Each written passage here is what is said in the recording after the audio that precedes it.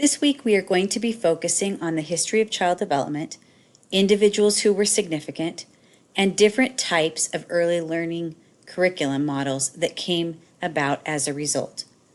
As you're reading this week, focus on general concepts. Don't get bogged down in minute little details. There's a lot of history there. You'll want to be looking at trends and things that influence the way, influence child development and helped it progress to where it is today. Our chapter takes a look through a variety of time periods, and I confess I have a hard time keeping some of them straight. However, here are some key concepts to remember.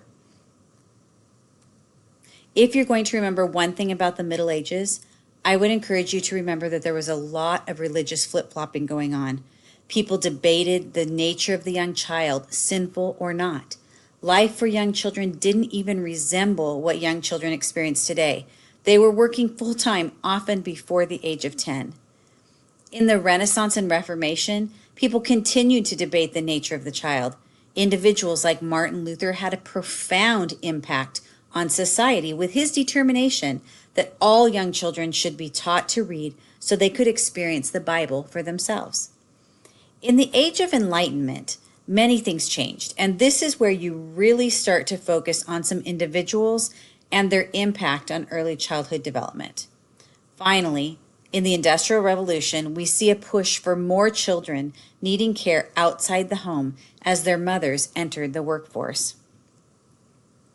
Sprinkled throughout history, we find examples of people who have had very strong feelings about how children should be educated. Some, but not all, include John Comenius, John Locke, Jean-Jacques Rousseau, Johann Pestalozzi, Friedrich Froebel, who was the father of kindergarten, the Macmillan sisters, and Maria Montessori. Finally, there are 4 different videos in the weekly module that I'd like you to take a look at, each one focusing on a different curriculum model.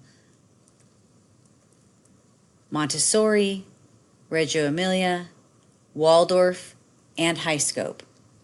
When I was a director of the Child Development Center and Lab School at College of the Redwoods, I found that we didn't stick to just one particular model, but it was more of a compilation of different elements, all pulled together to provide an environment that helped children thrive. The primary focus was based on Reggio Emilia approach, but not strictly. Many of you are already working in the field of early childhood.